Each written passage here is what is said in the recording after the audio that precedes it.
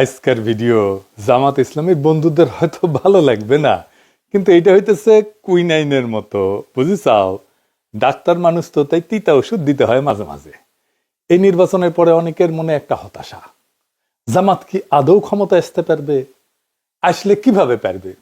অনেকে কইতেছে ক্ষমতায় আসলে জামাত কি করবে সেটা বলে, কিন্তু ক্ষমতায় যাইতে হইলে যা যা করা দরকার তা করে না।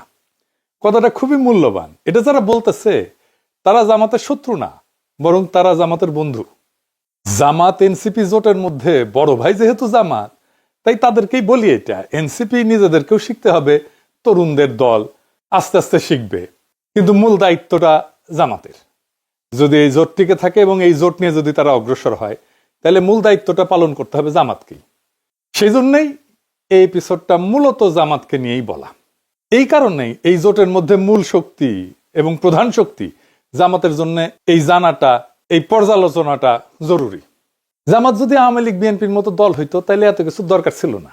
জামাত একটা পরিবর্তন চায় জন্যে, এবং জামাতে ইসলামী একটা ইসলামী দল জন্যে তার ক্ষমতায় যাওয়ার পথটা কুসুমাস্তীর্ণ না। আমি একটা ভিডিও করছিলাম ভোটের আগে, জামাতের কাফের সাগর আমির বলতেছি এই শিরোনামে, যে আমি কেন জামাত এনসিপি জোটকে সাপোর্ট করতেছি। আজ আপনাকে বলি, ধরেন আপনি নিজের বিবেক দিয়া বলেন তো, বাংলাদেশের সবচেয়ে বড় সমস্যা তো দুর্নীতি, লুটপাট, তাই না? কারা এটা থামাইতে সবচেয়ে বেশি কমিটেড? কার কমিটমেন্টে আস্থা রাখবেন? নিরপেক্ষভাবে বিবেককে কাজে লাগায় বলেন। বিএনপি একটা গভীরভাবে দুর্নীতিগ্রস্ত দল, চোর বাটপারে ভর্তি, 59% ক্যান্ডিডেট ঋণ খেলাপি, ব্যাংকের টাকা মারছে, আর কোনোদিন শোধ দিতে যেন না হয় তাই বিএনপির হয়ে ইলেকশন করছে। বিএনপির তার দলের চোর বাটপার ডাকাতদেরকে প্রোটেক্ট করতে হবে। জামাত এনসিপিতে কোনো দলের ভেতরে চোরকে প্রোটেক্ট করতে হবে না তো। এই লোকগুলো ভালো, সৎ, এনসিপির ছেলেরা তরুণ, এরাই হাসিনাকে হটাইলো, লড়াকু, আদর্শবাদী মানুষ, ভালোবাসে তাদেরকে। তো আপনি কারে সাপোর্ট করবেন? দেশের স্বার্থ যদি সবার আগে হয়, তাহলে জামাত এনসিপি। জামাতের সংগঠন বিশাল, কি বিশাল বিশাল শোডাউন করলো, বেশিরভাগই শোডাউন হয়েছে বিএনপির চাইতে বড়। বাসে, ট্রেনে, লঞ্চে বাড়ি যাইতেছে, দাড়িপাল্লার স্লোগান দিয়ে দিয়া যাইতেছে। আবার শোনেন,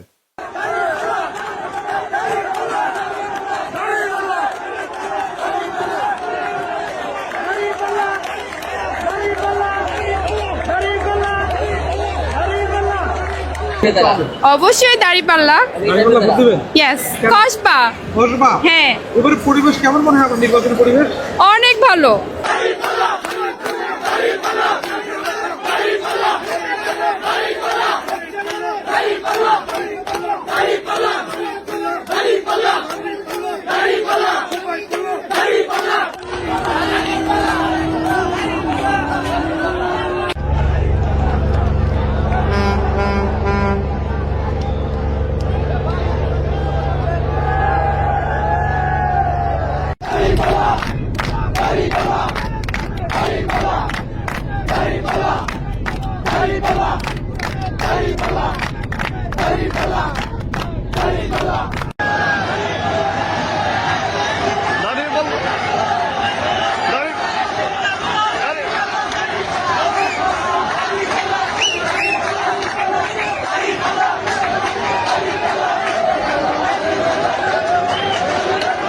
কি জোয়ার!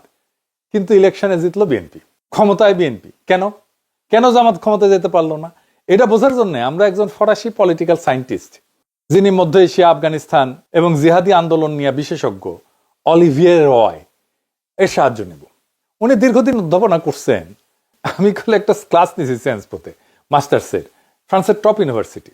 এখন আবার আমার ক্ষুদ্র ভাতার ভগিনীরা কবে, দাদা আপনি আবার ক্লাসও নেন? নেই তো, আমার ইউনিভার্সিটিতেই ক্লাস নেই, MBA, যেটি আমি PhD করেছি। এখন অবশ্য